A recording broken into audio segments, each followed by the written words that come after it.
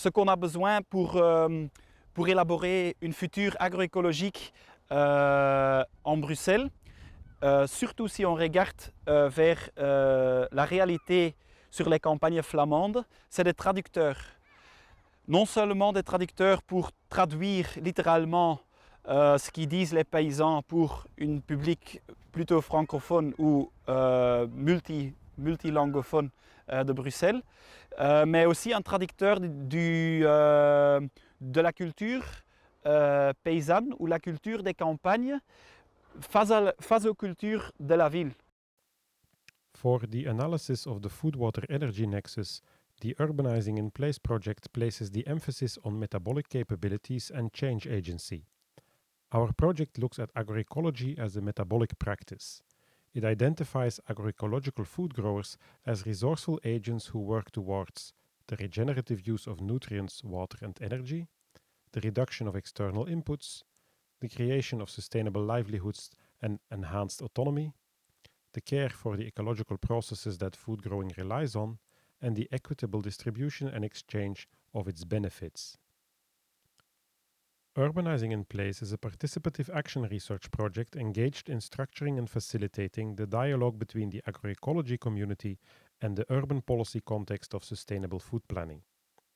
The agroecology community often stands with its back towards the city and looks at urbanisation as the problem rather than the solution. Urban policymakers, on the other hand, put forward ambitious goals with respect to sustainable food planning, but fail to create the actual circumstances in which such goals can materialize, and farmers can take up the roles that are projected on them. Urbanising in Place has identified concrete opportunities to reinforce the metabolic agency of farmers that are today suffering the pressures of urbanisation.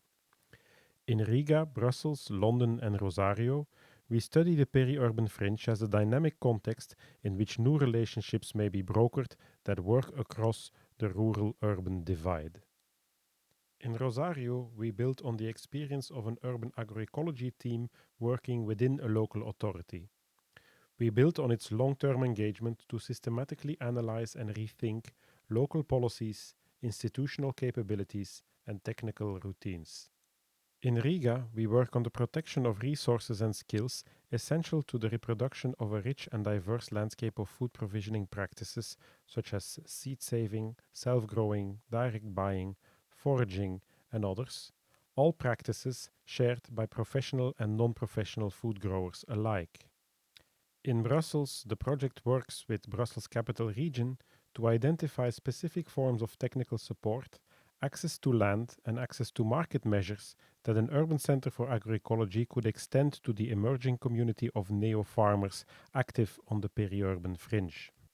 In London, we identified soil care as a new narrative for spatial planners and land activists alike, and are exploring concrete business opportunities geared at the cycling of urban nutrients for food growing on damaged urban soils. These research lines have been fed through exchanges with various stakeholders including policymakers, technical experts and civil servants active in food planning, farmers and farmer trainers, planning professionals, activists and community leaders. These exchanges have been facilitated within a broad range of settings and through a variety of methods and formats: interviews, focus groups, public debate, practical workshops, transition design workshops, evening debates, official public presentations. Hans, a young researcher in planning, has been able to play a key role as a knowledge broker between the food planning community and farmers working around soil care. The direct involvement of 4 innovative businesses in our consortium, sampling in Riga, shared assets and quantum waste in London, architecture workroom in Brussels, has created multiple opportunities for young professionals to interface with an academic community, as well as with communities of practice that do not typically belong to their professional networks or client base. The project has not been completed yet, but we can already identify a number of key messages.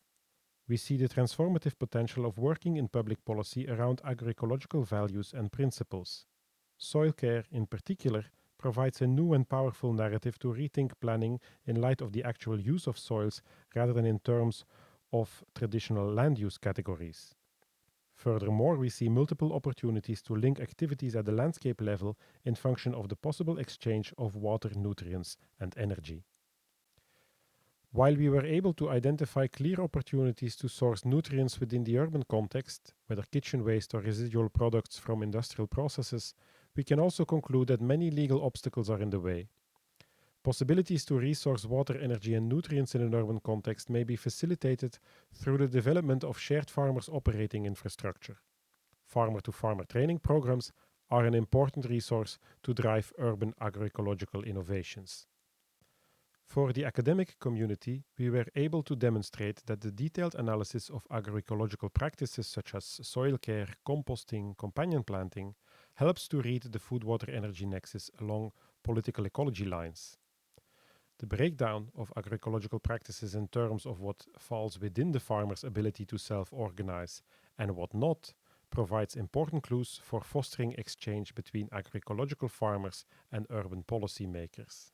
Our consortium was able over the past 2 years to contribute to the cross-learning between different cities. It is providing insight into models to support urban agroecological innovation, and today our project is also seeking to identify COVID-19 related opportunities to foster the urban agroecology agenda. D'être là dans un processus avec des acteurs très différents, avec autant les syndicats, autant les écoles, autant les mangeurs que les paysans. Et c'est très amusant, hein, mais c'est compliqué.